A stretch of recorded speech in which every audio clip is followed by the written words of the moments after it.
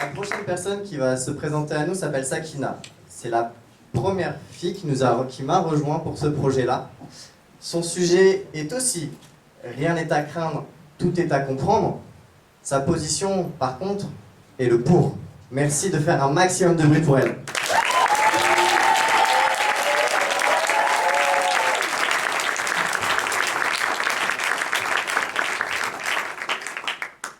Rien n'est à craindre, tout est à comprendre, disait Marie Curie. Si tout était à craindre, c'est le dos tourné que vous aurez déclamé mon discours aujourd'hui. Non, en fait, si tout était à craindre, je ne serais même pas venue devant vous. Alors vous me demanderez peut-être, oui mais tu n'as pas peur de passer devant tout ce monde? Alors je vous répondrai non. Non pas parce que j'ai totalement confiance en moi, loin de là, mais parce que j'ai compris quelque chose. J'ai compris que chaque personne ici présente était venue nous offrir sa bienveillance.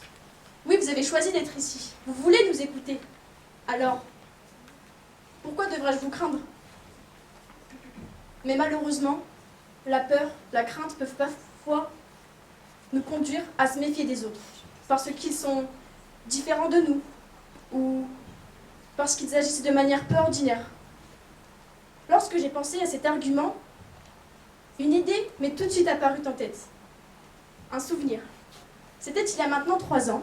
Nous étions à Marseille avec mes animateurs et nous attendions le bus. Mais à environ 15 mètres de nous, un homme se tenait tout de noir vêtu. Et il pointait chaque personne à côté de lui avec un objet noir. Rassurez-vous, ce n'était pas une arme, mais c'était son porte-monnaie. Nous avions peur de lui. Nous ne comprenions pas pourquoi il faisait ça. Donc nous montons dans le bus. Cet homme aussi. C'est ça le compte, c'est qu'il montait avec nous dans le bus aussi. Il s'assoit et crie à plusieurs reprises. « Putain !» Excusez-moi pour le langage, mais c'était pour vous mettre dans l'ambiance de ce bus. Mais tout de suite après avoir lancé ces insultes, il disait « Pardon, pardon », d'une voix si douce. Alors je ne comprenais pas. Il criait des insultes si consciemment, puis tout de suite après, il s'excusait si sincèrement. Alors notre animateur vint nous expliquer que cet homme était atteint du syndrome de Gilles de la Tourette. En effet, cette maladie est un trouble neurologique caractérisé par des tics moteurs et vocaux. Cet homme faisait partie des 20% qui avaient un comportement dit choquant.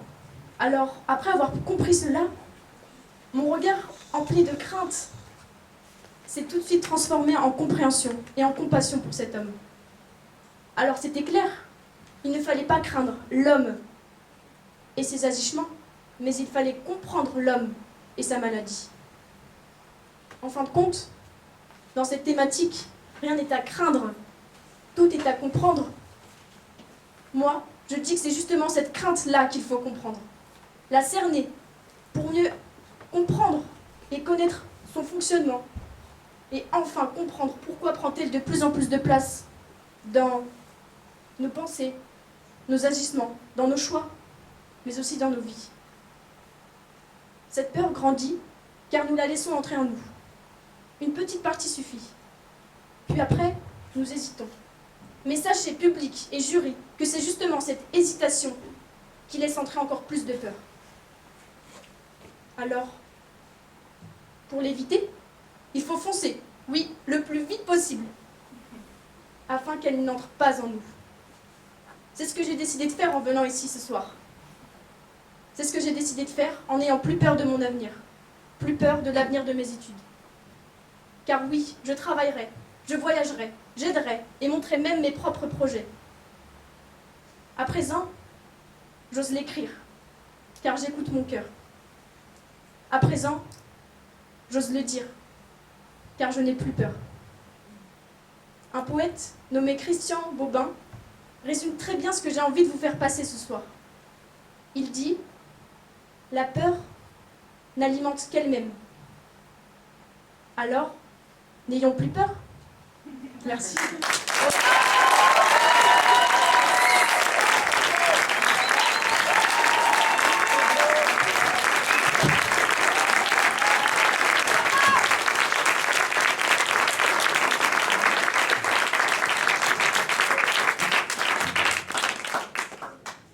N'ayons plus peur. C'est beau. C'est beau, c'est beau, c'est beau. J'ai pas trouvé de punchline et c'était juste beau. La prochaine personne qui... Bravo, ouais, voilà, je vous fais aussi, je suis pareil moi. Je parle avec le cœur, donc les idées viennent et je m'exprime de la même manière.